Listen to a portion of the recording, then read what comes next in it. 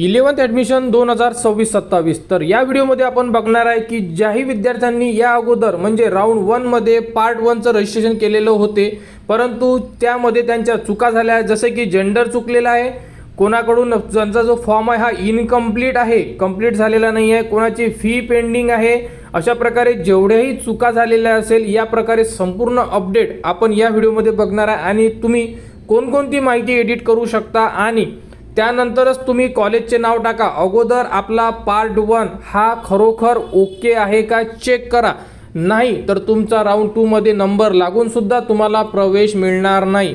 त्यामुळे A to Z विद्यार्थ्यांनी हा व्हिडिओ शेवटपर्यंत बघा.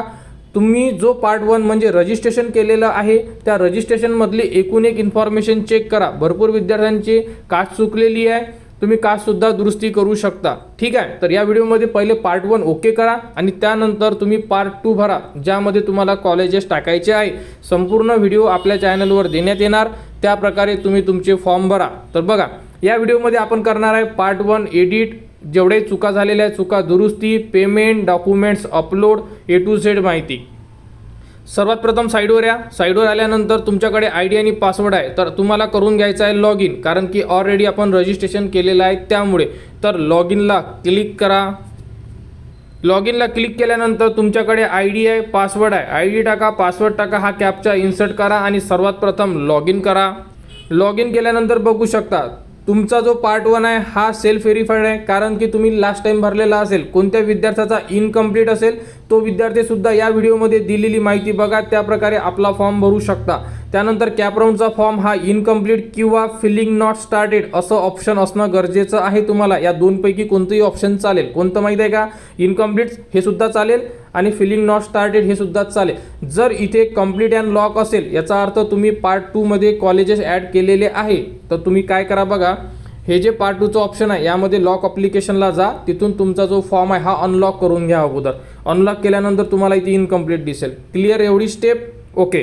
त्यानंतर हा फॉर्म तुमचा सेल्फ व्हेरीफाईड आहे. आता या फॉर्मला करायचा आपल्याला सर्वात प्रथम अनलॉक, कारण की या फॉर्ममध्ये झालेल्या चुका आपल्याला करून घ्यायच्या आहे, त्या दुरुस्ती. ठीक आहे, किंवा इनकम्प्लीट असेल तर तुमचा फॉर्म लॉकच नाही आहे, काही हरकत नाही आहे. तुम्ही या व्हिडिओमध्ये बघा संपूर्ण स्टेप, त्या प्रकारे तुम्ही फॉर्म भरा. तुमच्या संपूर्ण जेवढे चुका झालेल्या असेल किंवा तुमचा फॉर्म कंप्लीट करायचा बाकी असेल तो आपण या व्हिडिओमार्फत कंप्लीट करून घेणार. ठीक आहे, तर बघा अप्लिकेशन फॉर्म पार्ट 1 हे जे ऑप्शन आहे इथे आपल्याला क्लिक करायचं आहे. इथे क्लिक करून जेवढेही तुम्हाला हे स्टेप येतील ह्या स्टेप 1 बाय 1 आपल्याला कंप्लीट करत यायचं आहे. ठीक आहे, ज्यांचे फॉर्म इनकम्प्लीट असेल ते करू शकता, ज्यांचे डॉक्युमेंट्समध्ये किंवा ज्यांचे काही जेंडर वगैरे किंवा कोणती इन्फॉर्मेशन चुकलेली असेल ते विद्यार्थीसुद्धा जी प्रोसेस आपण सांगतोय त्या प्रोसेसनी तुम्ही संपूर्ण माहिती फिल करा. बघू शकता क्लिक केल्यानंतर संपूर्ण माहिती आलेली आहे. त्यानंतर सर्वात शेवटी जे ऑप्शन आहे लॉक अप्लिकेशन फॉर्म, इथे क्लिक करा. इथे क्लिक केल्यानंतर तुमचा जुना जो फॉर्म भरलेला असेल, जर तुम्ही लॉक केलेला असेल तर तो फॉर्म तुम्हाला दिसून पडत आहे, तो फॉर्म चेक करा. त्यामध्ये बघा सर्वात शेवटी तुम्हाला कोणतं ऑप्शन दिलेलं आहे, अनलॉक अप्लिकेशन फॉर्म. कोणता? पार्ट 1. पार्ट 1 आपल्याला करायचा आहे स्टार्टिंगला अनलॉक. अनलॉक केल्यानंतरच आपण त्यामध्ये संपूर्ण माहिती फिल करणार आणि त्यानंतर आपला फॉर्म करणार आपण लॉक. क्लिअर? व्यवस्थित संपूर्ण विद्यार्थ्यांनी हा फॉर्म भरा, कारण की आता या राऊंडमध्ये कोणत्याही विद्यार्थ्यांकडून चूक व्हायला नको. क्लिअर? तर आता अनलॉक अप्लिकेशनला क्लिक करा, कारण की स्टार्टिंगला आपल्याला अनलॉक करून घ्यावं लागेल, कारण की तो फॉर्म लॉक आहे. अनलॉक केला की आपल्याला माहिती एडिटसाठी उपलब्ध होऊन जाणार, म्हणून आपण यामध्ये दिलेल्या संपूर्ण स्टेप एडिट करणार आणि त्यानंतर सर्वात शेवटी येऊन परत इथे जावं लागेल आणि इथे लॉक करावं लागेल आपल्याला. ठीक आहे, तर आता इथे आपल्याला करायचं आहे अनलॉक. बघू शकता अनलॉकला क्लिक केल्यानंतर अप्लिकंट अनलॉक फॉर्म सक्सेसफुल, म्हणजे आपला जो फॉर्म आहे हा अनलॉक झालेला आहे. आता तुम्ही कोणतीही माहिती यामध्ये एडिट करू शकता. बरोबर, इथे बघा इनकम्प्लीट झालेला आहे तुमचा फॉर्म, जो कंप्लीट होता तो इनकम्प्लीट, कारण की तो अनलॉक झालेला आहे. ठीक आहे, आता करायचं आपल्याला रजिस्ट्रेशनचं जे ऑप्शन आहे पहिलं म्हणजे रजिस्ट्रेशन डिटेल्स, या ऑप्शनला क्लिक केल्यानंतर बघू शकता या ऑप्शनमध्ये तुम्ही कोणतीही माहिती चेंज करू शकत नाही. यामागचं रिझन असं आहे की हे रजिस्ट्रेशनचं पेज होतं, यामध्ये तुम्ही चेंजेस करू शकत नाही. ठीक आहे, आता पर्सनल डिटेल्सला क्लिक करा. बघा पर्सनल डिटेल्सला क्लिक केल्यानंतर तुमचे नाव तुम्हाला दिसत आहे, जन्मतारीख दिसत आहे, जेंडर दिसत आहे. जेंडर चेंज होणार, जन्मतारीख चेंज होणार, कॉलेजचं नाव बघू शकता, आईचं नाव बघू शकता. या पेजमध्ये दिलेली माहिती तुम्ही बदल करू शकता. जर तुमचे नाव आहे नावसुद्धा चेक करा बदल होत आहे का, आणि जर तुमची जन्मतारीख म्हणजे याचा अर्थ हे सुद्धा लक्षात ठेवा, जर तुमच्या स्टेट बोर्डची तुम्ही यावर्षी पास असाल तर यामधली काही जी माहिती आहे ही सुद्धा लॉक राहू शकते. नाही तर तुम्ही म्हणाल सर व्हिडिओमध्ये तुम्ही एडिट करण्याचा ऑप्शन दिलेला आहे आणि आमचं तर एडिट होत नाही आहे, तर हा विद्यार्थी CBSEचा आहे त्यामुळे या विद्यार्थ्याला एडिट होत आहे. ठीक आहे, जेंडर तर होऊन जाईल तुमचं चेंज, परंतु जर जे विद्यार्थी 2026मध्ये 10वी पास आहे आणि ते सुद्धा महाराष्ट्र स्टेट बोर्ड, तर त्यांची यामधली कोणती तरी इन्फॉर्मेशन ही लॉक राहू शकते. क्लिअर? ठीक आहे, हा विद्यार्थी CBSEचा आहे, हा विद्यार्थी चेंज करू शकत आहे. जेंडरसुद्धा चेंज होत आहे, जन्मतारीखसुद्धा चेंज होत आहे. ठीक आहे, जर चेंज करायचं असेल तर तुम्ही चेंज करा. जर सर्व ओके असेल तर काही करायची गरज नाही, सेव्ह अँड नेक्स्टला क्लिक करा. त्यानंतर ॲड्रेसचं पेज आहे. ॲड्रेस तुम्हाला चेंज करायचा असेल तुम्ही चेंज करू शकता. तुमचा कॉन्टॅक्ट डिटेल्स आहे, मोबाईल नंबर, ईमेल ID आहे, यामध्ये सुद्धा काही बदल करायचा असेल तर करू शकता. जर करायचा नसेल तर तुम्ही सेव्ह अँड नेक्स्टला क्लिक करा.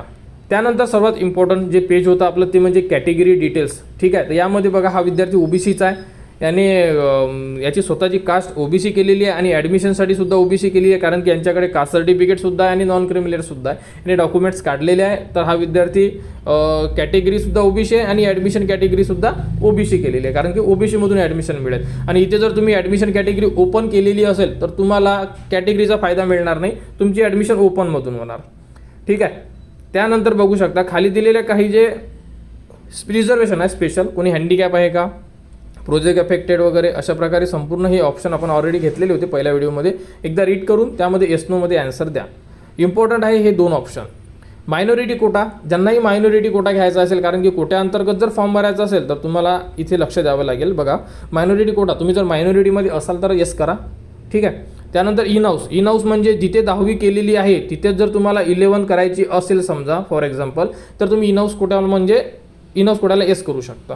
आणि त्यानंतर कोट्याअंतर्गतमध्ये जाऊन इन हाऊसचा फॉर्म भरू शकता. ठीक आहे, कोट्याअंतर्गतचा सुद्धा तुम्हाला एक व्हिडिओ आपल्या चॅनलवर देण्यात येणार, विद्यार्थ्यांच्या कमेंट्स आलेल्या आहे. तर अशा प्रकारे तुम्ही इथे येस नोमध्ये आन्सर द्या. जर तुम्ही इथे येस करसाल तरच तुम्हाला कोट्याअंतर्गत तुम्ही इलिजिबल होणार, आणि इथे जर तुम्ही नो करसाल तर तुम्ही कोट्याअंतर्गत फॉर्म भरू शकत नाही. ठीक आहे, कॅपराऊंडचा फॉर्म भरू शकता तुम्ही, संपूर्ण विद्यार्थी कॅपराऊंडचा फॉर्म भरू शकतात. ठीक आहे, इथे काही डाऊट्स असेल तशा प्रकारे कमेंट्स करा, माहिती दिली जाणार. आणि त्यानंतर करा सेव्ह अँड नेक्स्ट. त्यानंतर बघू शकता तुमची 10वीची इन्फॉर्मेशन, स्टेट बोर्डवाल्या विद्यार्थ्यांची इन्फॉर्मेशन ही लॉक असेल पूर्ण, म्हणजे तुम्ही एडिट करू शकत नाही.